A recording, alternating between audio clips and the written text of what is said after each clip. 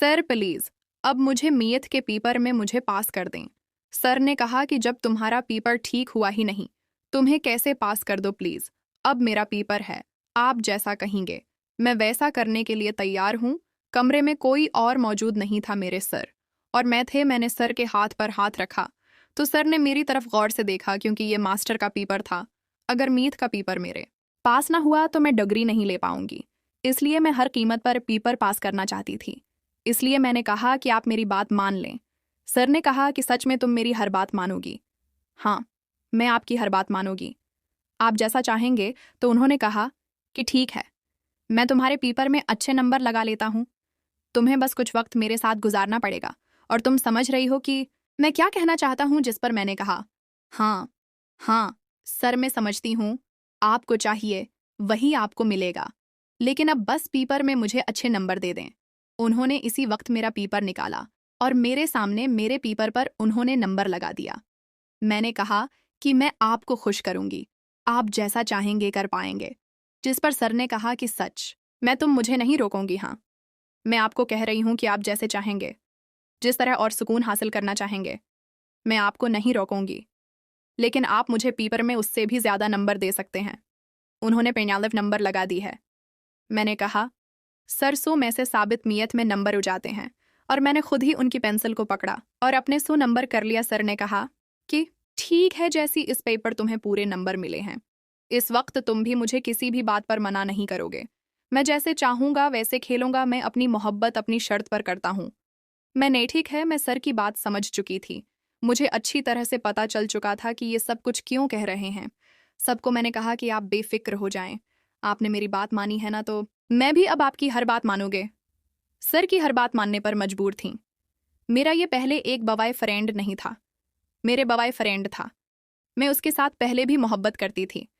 मुझे उस काम में पहले भी राहत और सुकून होता था। अब तो ये रात और सुकून में एक मजबूरी थी कि सर के बारे में पहले भी एक लड़की ने बताया था कि वो नंबर तो दे देते हैं, और उसके बाद वो अपनी मर्दी से मोहब्बत और इश्क में किसी भी दोस्त का इस्तेमाल करते हैं।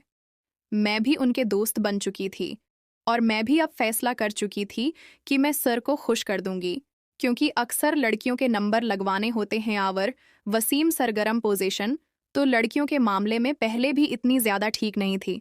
अब तो मैं उनकी एक अच्छी दोस्त बनकर उनके पास होने वाली थी, क्योंकि ये यूनिवर्सिटी थी और यूनिवर्सिटी में हम इतना वक्त नहीं गुजार सकते थे। सर ने मुझे एक एड्रेस दिया और इसके बारे में कहा कि इस पर वक्त पर पहुंच जाना, मैं यहाँ से जा रहा हूँ और तुम्हें बस वहाँ पहुँचना है। मैंने कहा कि आप बेफिक्र हो जाएं, मैं यहाँ से सीधा आपकी लोकेशन पर पहुँच जाऊंगी, अभी बस पहुँच जाना। उन्होंने कहा हाँ ठीक है, मैं यहाँ से गाड़ी पर निकलूंगा तो मैं तुमसे पहले पहुँच जाऊंगा। मैं नहीं चाहता कि हम पर किसी की भी नज़र पड़े या कोई भी हम पर शक करे, इसलिए मैं नहीं चाहता कि इस बारे में कोई भी बात हो। कुछ देर बाद मैं सर की बताई हुई जगह पर पहुंच चुकी थी। सर इस वक्त कमरे में अकेले मौजूद थे। सर बहुत ही अच्छे मूड में थे, मुझे भी पता चल चुका था। मैं बिल्कुल घर के पास जाकर बैठ गई। मैंने सर को कहा कि जिस तरह खेलना चाहें कह सकते हैं। सर ने अपना खेल शुरू कर दिया। सर बहुत ही ज्यादा एक्सपीरियंस वाले खिलाड़ी थे। उन्होंने जिस तरह मुझे कहा था, इसी तरह आपको अच्छी तरह से खेल रहे थे। उन्हें दोनों तरफ से खेलना आता था। मेरा बवाय फ्रेंड जो कि सिर्फ और सिर्फ एक तरफ से खेलता था, लेकिन सर जो कि काफ़ी एक्सपीरियंस थे, जवान थे, और वो काफ़ी देर तक हंसते रहे। मुझे भी काफ़ी राहत और सुकून मिल रहा था, क्योंकि आज से पहले कभी किसी ने मेरे साथ इस तरह खेल नहीं खुला था। जिस तरह सर ने मेरे साथ खेल खेला, वो तो मुझे तो अब उस बात की आदत होने लगे थे। सर ने कहा कि तुम जाओ, मेरे पास आ सकती हो, मैं भी तुम्हारा एक अच्छा दोस्त बनकर रहना चाहता हूँ। मैं नहीं चाहता कि हमारे वेट कभी भी किसी किस्म की कोई ऐसी बात हो गई है मैं उनकी बात मानने पर मजबूर हो।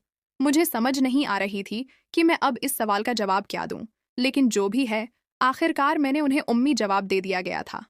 अब मैं यहाँ से चलती हूँ। सर ने कहा कि क्या वाकई है, तुम्हें यहाँ से जाना है? हाँ, अब काफ़ी वक्त हो चुका है, मुझे यहाँ से चलना चाहिए।